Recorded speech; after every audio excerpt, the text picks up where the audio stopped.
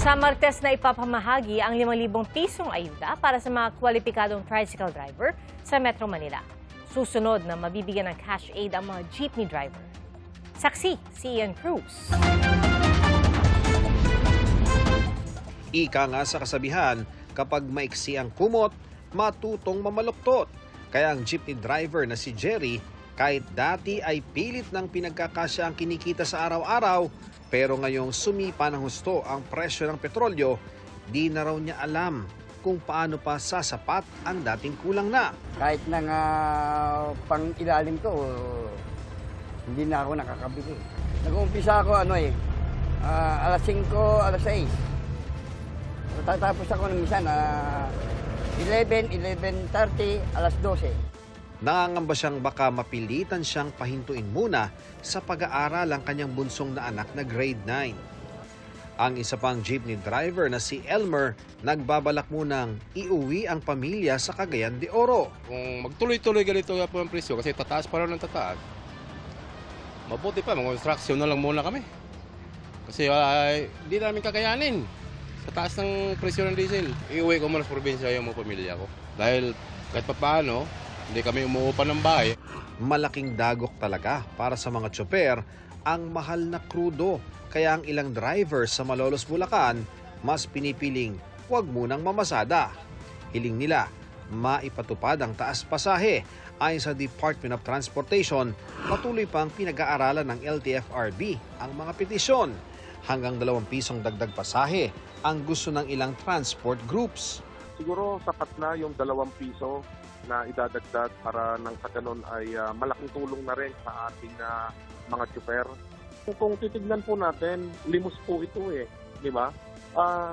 Kung i-compute natin yung pagtaas, sudden increase ito.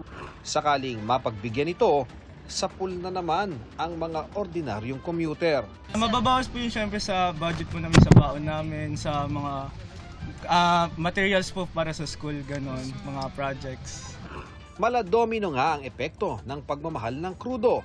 Sa La Trinidad, Benguet, kung nooy dagsa na raw ang mga turista pagsapit ng Marso para sa Strawberry Festival, matumal daw ang dating ngayon ayon sa mga nagtatrabaho sa mga strawberry field. Wala ganong customer na pumunta dahil mahal daw ang pamasahe at ang gasolina ay mahal. Talagang matumal, pati bentahan. Hindi pa masabi ng pamahalang panlalawigan kung ilang porsyento ang nawalang turista dahil sa oil price hike. Sa tourism, siguradong tatamaan yan kasi siyempre isa-isa't ang sa taas ng fuel, lahat naman affected yan . So titingnan natin ito kasi ngayon nasa Strawberry Festival tayo ng La Trinidad. Makita ko yung mga kalsada natin, hindi ganun karami yung sasakyan. Sa isang gasolinahan, ilang sentimo na lang ay papalo na 100 piso ang kada litro ng diesel. Masyadong naapektuhan na rin kami kaya pati yung mga services namin sa trabaho kailangan din sana mag-increase pero hindi . Kaya ganoon pa rin, kailangan tsagahin, hopefully bumaba. Pero may mga gasolinahan namang nasa 87 hanggang 89 pesos ang kada litro ng diesel. Patuloy ang monitoring ng LGU, mga pulis at DTI para matiyak na walang mananamantala. Nag-inspeksyon din sa ilang gasolinahan sa kani-kanilang nasasakupan sina San Juan Mayor Francis Zamora at Manila Mayor Isko Moreno. Para maibsan ang epekto ng grabing taas presyo, simula alas 6 ng umaga sa Martes ay mamamahagi ang DSWD ng 5,000 pisong ayuda sa mga tricycle driver sa Metro Manila. Tinatayang nasa 139,000 na kwalipikadong tricycle driver ang mabibigyan.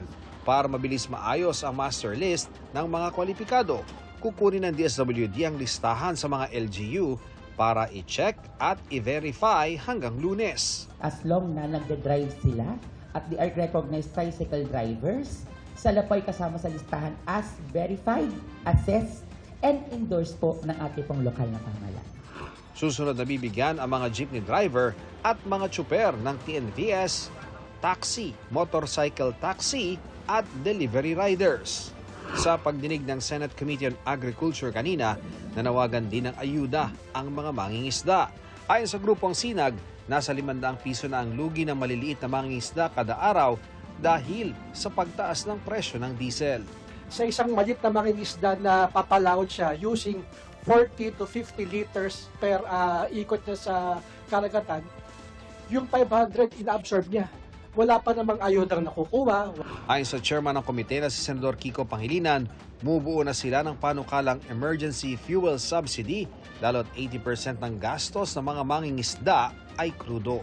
80% ng cost of production ng fishing is crudo. So, ibig sabihin, aaray talaga, no? Tsaka yung 3,000 ninyo, parang maaamoy mo lang yun, hindi mo mararamdaman eh. Pero kulang pa raw ang 3,000 pisong fuel subsidy. Kulang talaga. Pero tsaka yung 3,000 na yun, hindi pa tumataas ang presyo ng crudo nun. Exactly, oo po. So, hindi karampot na lang yun. Our target po is 150 to 200,000 boats. So if we will times 3,000, Your Honor, it's 400 million something po. So that's why 3,000 yung kinap-up natin. But if in case that there will be an augmentation of our budget, then definitely, Your Honor, we can add it to. Pero may request na raw sila na karagdagang pondo para sa fuel subsidy. Para sa GMA Integrated News, ako si Ian Cruz, ang inyong saksi.